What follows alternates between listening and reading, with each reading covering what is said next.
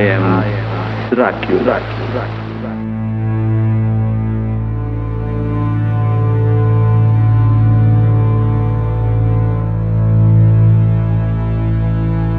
Ladies and gentlemen. Vous écoutez Close-Up Dramatique, le balado sur les actrices de l'âge d'or d'Hollywood.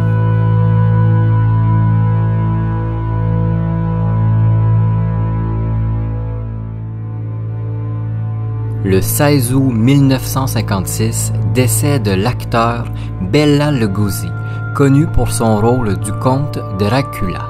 Lorsque l'inventaire de ses effets personnels est fait, on découvre une toile représentant une femme nue. Cette femme ressemble étrangement à l'actrice Clara Bow. Cette découverte intrigue et remet au grand jour la relation passagère mais enflammée du vampire et de la Hit Girl. Jason Duval avec vous pour ce nouvel épisode de Close-Up Dramatique. Aujourd'hui, sujet vraiment intéressant parce que je vous parle de la relation très courte, même passagère, de Clara Bow et de Bela Lugosi. C'est important de mentionner que tout ce qu'on sait sur cette relation amourette vient d'amis et de proches de Clara Bow et du célèbre vampire. Aucun des deux ne s'est exprimé sur l'autre publiquement. Je me suis retrouvé avec très peu d'éléments au début pour faire mon épisode. Par contre, grâce au site Bela Lugosi Blog, j'ai eu du stock en masse. Si Bela Lugosi vous intéresse, ce site est vraiment super. Il y a tout sur l'acteur et on retrouve plusieurs courts ou longs articles sur Clara Bow, ce qui m'a permis d'en apprendre un peu plus sur leur relation. Donc, vous comprenez que la majeure partie de mes sources pour cet épisode vient du Bela Lugosi blog. Je vais pas vous faire un résumé très long de Clara Bow. Ça fait drôle à dire, là, un résumé très long, mais vous voyez ce que je veux dire, je vais pas m'éterniser. J'ai fait un épisode complet sur celle qu'on appelait la Hit Girl. Je le mettrai en barre d'infos si ça vous intéresse. Mais je vais quand même rafraîchir la mémoire à ceux qui l'ont écouté et j'espère donner envie à ceux qui l'ont pas écouté à aller cliquer sur le lien. Clara Bow, c'est l'une des femmes les plus marquantes du cinéma muet des années 20, l'une des actrices les plus populaires de la fin de cette ère. Elle a été la chouchou des cinéphiles et de la population américaine. Elle était une actrice talentueuse, elle pouvait jouer autant dans les drames que dans les comédies. Mais surtout, Clara était la représentation du rêve américain. Petite fille new-yorkaise qui a grandi dans la misère d'une famille dysfonctionnelle, qui est devenue l'une des plus importantes stars d'Hollywood. Son passé trouble a été le sujet de beaucoup d'articles durant sa carrière. L'actrice avait aussi un don pour faire parler d'elle. Elle aimait ça. Elle avait très bien compris le mécanisme de la publicité gratuite par les scandales, les histoires parfois loufoques, aussi vraies que fausses. Pendant sa très grande gloire, les journalistes à potins ont raconté tout un tas d'histoires sur l'actrice. Par exemple, on a écrit qu'elle s'était retrouvée dans une orgie dans un vestiaire de football américain avec toute une équipe. C'était le genre d'histoire un peu scandaleuse auquel on rattachait Clara Bow. Évidemment, quand une star est reliée à autant d'histoires sensationnalistes, on s'intéresse beaucoup à sa vie privée et surtout au côté plus amoureux. Les relations de la Hit Girl ont été épiées avec une loupe et un télescope très souvent. Mais parmi toutes ces histoires d'amour enflammées et amourettes, une reste assez mystérieuse, même qu'on n'en a pas parlé pendant presque 30 ans. En 1956, à la mort de Bela Lugosi, on découvre chez lui une toile de Clara Bow complètement nue.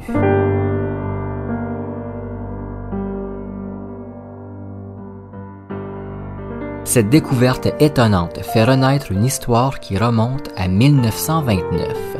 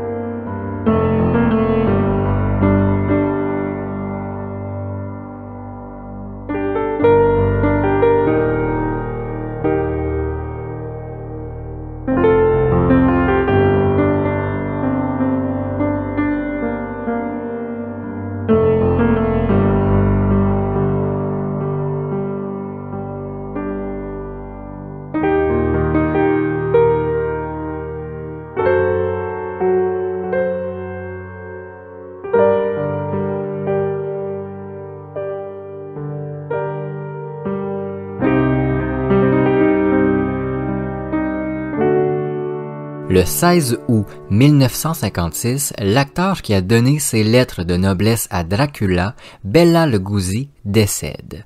Lugosi a une carrière au théâtre et au cinéma très bien remplie. Hongrois d'origine, rien destinait l'homme à faire carrière aux États-Unis et pourtant il a très bien réussi. Il a commencé par faire du théâtre en ne parlant pas un seul mot d'anglais et en apprenant ses textes de façon phonétique. Il a appris l'anglais en vivant dans la société américaine petit à petit, puis plus intensément quand les offres pour le grand écran ont commencé à arriver. À la fin des années 20, il interprète pour la première fois le comte Dracula sur les planches de tous les États-Unis et même de l'Amérique avant d'en faire un méga succès au cinéma. Rôle qui sera le plus marquant pour l'acteur. Malheureusement, son déclin va être brutal. Dès les années 40, le cinéma ne veut plus vraiment de Bela Lugosi et les productions dans lesquelles il s'implique sont de moins en moins importantes. Dans les années 50, il va vivre dans une certaine pauvreté avant de mourir des suites d'une longue maladie en 56. Il avait jamais abandonné l'idée de revenir au cinéma. Son dernier film est avec Ed Wood, reconnu pour faire de très mauvais films, entre guillemets, dont le fameux Plan 9 from Outer Space, dans lequel Lugosi joue d'ailleurs aux côtés de Vampira. Comme je l'ai dit souvent, quand il décède, on fait rapidement un inventaire de ses biens. Parmi les nombreux souvenirs de l'acteur, dont sa cape de Dracula avec laquelle il sera enterré, on ressort une toile de 1929 de l'artiste Gisa Kende. Cette toile étonne les proches de l'acteur parce qu'elle représente une femme qui ressemble étrangement à une jeune Clara Bow. Après la découverte de cette toile qu'il gardait accrochée au-dessus de son lit depuis plus de 25 ans, les amis de Lugosi puis de Clara Bow vont se mettre à raconter des petits bouts d'histoire, des témoignages qui racontent l'histoire d'amour aussi passionnée que rapide entre les deux stars du cinéma. Et c'est en reliant ces petits bouts qu'on peut aujourd'hui en faire un récit presque complet. On remonte en 1928. À cette époque, Bela Lugosi est encore qu'un simple acteur de théâtre et Clara Bow est une méga star du cinéma. Une étoile du grand écran qui voit arriver l'arrivée du son comme une épreuve immense et qui pourrait lui être fatale. L'actrice est effrayée par cette nouvelle technologie. Vous comprendrez pourquoi je le mentionne dans quelques instants. En cette année 28, le nom de Lugosi commence à briller de plus en plus parce qu'il est dans la pièce Dracula, qui connaît un immense succès. L'accent hongrois de l'acteur a fait de lui le parfait homme pour jouer le comte vampire. Le public répond présent dans les salles des théâtres qui débordent d'ailleurs. Clara est très intriguée par ce nouveau phénomène du théâtre qui vient de l'Europe. Elle veut absolument voir la pièce mais ne trouve malheureusement jamais de billets. Elle confie alors à son agent la lourde tâche de trouver des billets pour les représentations à Los Angeles qui ont lieu du 24 juin au 28 août 1928. Des représentations qui, pour la plupart, affichent déjà complètes. C'est la première fois que Lugosi se produit à Los Angeles et les gens de LA veulent à tout prix le voir. Une fin de journée de juillet, Clara est dans sa piscine avec quelques amis quand elle reçoit le téléphone de son agent. L'homme l'informe qu'il a réussi à avoir des billets pour le spectacle du soir. Très heureuse, l'actrice sort de la piscine et invite ses amis à la suivre au théâtre puisque ce soir-là, ils vont voir le comte Dracula en personne. Selon la légende, l'actrice à sensation est si enthousiaste et excitée d'aller au théâtre qu'elle oublie de se changer et se rend au théâtre en costume de bain. Avant d'embarquer dans sa limousine privée, elle aurait simplement mis ses souliers et revêtu une robe de chambre transparente. Inutile de vous dire que son arrivée au théâtre a été très remarquée. Clara Bow qui arrive en maillot de bain et en souliers à talons hauts, ça attire l'attention des curieux et même des moins curieux. Selon Jack Wacky, ami de Clara, durant toute la représentation, l'actrice était fascinée par Lugosi. Une fascination qui va augmenter quand elle apprend à l'entracte que l'acteur ne parle pas un mot d'anglais et en réalité, il récite son texte phonétiquement. Après la représentation, la star du cinéma se rend en coulisses où elle rencontre Bela Lugosi, toujours en costume de Dracula. Les deux vont échanger pendant un certain moment. La discussion est assez difficile parce que, comme je l'ai dit, Lugosi ne parle pas anglais et bien évidemment, Clara ne connaît pas un mot d'hongrois. Donc, on peut s'imaginer que la conversation est assez difficile à suivre, mais malgré cet obstacle majeur que je dirais, les deux lient un certain lien.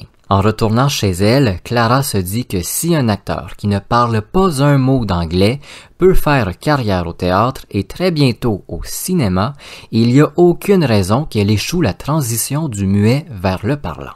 Tantôt, je vous disais que Beau était effrayée par le son, eh bien, elle va être rassurée un peu par l'hongrois. Jusqu'au 28 août 1928, soit la fin de Dracula à Los Angeles, Beau et Lugosi vont se fréquenter très régulièrement. Selon plusieurs collègues, Lugosi passait ses fins de soirée et de nuit avec l'actrice. Il arrivait parfois au théâtre avec d'importantes griffures dans le cou ou un peu partout sur le corps, en fait. Des griffures qu'il disait être la marque de l'amour de Clara Bow. Ces mêmes collègues vont remarquer aussi que l'anglais de l'acteur s'est rapidement amélioré grâce à l'actrice. Coïncidence, comme on dit. Plusieurs amis de Clara, eux, racontent une soirée à Malibu où l'actrice avait une deuxième maison. Une soirée où il était impossible de parler à l'actrice et aussi à Lugosi, puisqu'ils étaient littéralement scotchés ensemble dans les coins les plus sombres. Quand les représentations à Los Angeles se terminent, Bela va partir bien évidemment avec la troupe pour terminer la tournée de Dracula. Tournée qui se rend jusqu'au Canada et même un peu en Amérique du Sud. C'est à partir d'ici qu'il existe un certain flou autour de leur relation. On sait que les deux amants s'envoient très souvent des lettres passionnées et qu'il arrive parfois à Clara Bow de mystérieusement et avec un hasard sans nom d'apparaître à des événements dans les mêmes villes où se produit Lugosi. Tout un hasard. En 1929, à la surprise générale, Bela Lugosi se marie à Beatrice Weeks. Un mariage qui va durer que 4 jours et demi. À l'annonce de ce divorce, Béatrice explique aux médias que son futur ex-mari lui a tout avoué de sa relation avec Clara Bow et qu'il prévoyait maintenant la fiancer. Qu'en se mariant avec elle, Béatrice, il s'était rendu compte à quel point que son amour pour la star du cinéma était grand. C'est ici que les journalistes vont creuser pour en savoir un peu plus sur cette relation étrange entre l'Hongrois et la Hit Girl. Surtout qu'à la fin des années 20, tout le monde est au courant des histoires abracadabrantes de Clara Bow et la presse le sait, ça fait vendre. Alors pourquoi pas en profiter? Étrangement, c'est après le divorce avec Beatrice Weeks que Bela Lugosi et Clara Bow se disent adieu au début des années 30. Une relation qui s'arrête sans qu'on sache vraiment pourquoi et comment. Ils ne se reverront plus jamais. Jusqu'à sa mort en 1965, Clara Bow garde plusieurs photos de Bela Lugosi avec elle, dont une qu'elle met délicatement sous son oreiller chaque nuit. Selon la légende, lorsqu'elle meurt, Clara tenait une photo de l'homme sur son cœur. Bela Lugosi, lui, conserve la mystérieuse toile de Clara Bow nue.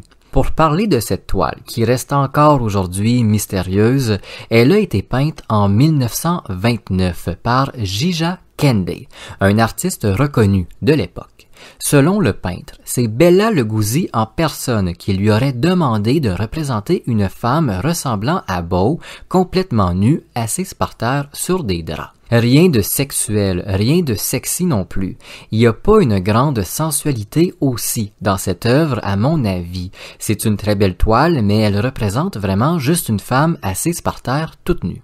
L'artiste aurait fait alors la commande de l'acteur qui aurait été très touché par l'œuvre. Jusqu'à sa mort en 1956, Lugosi sera très souvent photographié aux côtés de l'œuvre.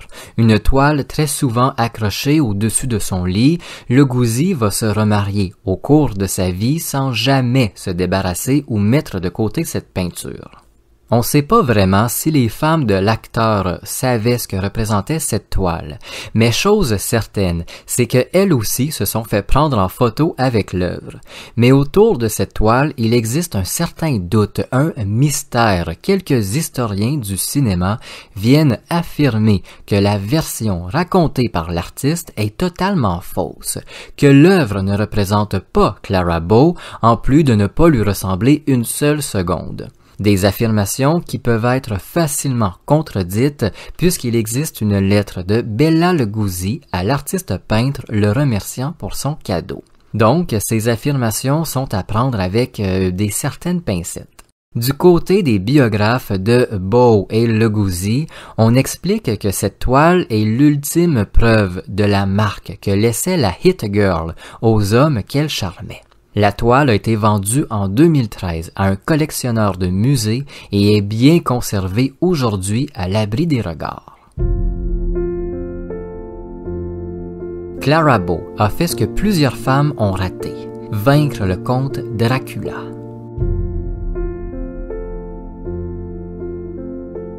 Merci d'avoir écouté Close-Up Dramatique. Si vous le voulez, vous pouvez laisser une note à cet épisode ou même au balado, peu importe la plateforme d'écoute. N'hésitez pas à laisser un commentaire, ça aide grandement au référencement de Close-Up Dramatique et ça ouvre la discussion. On se retrouve très bientôt pour un nouvel épisode.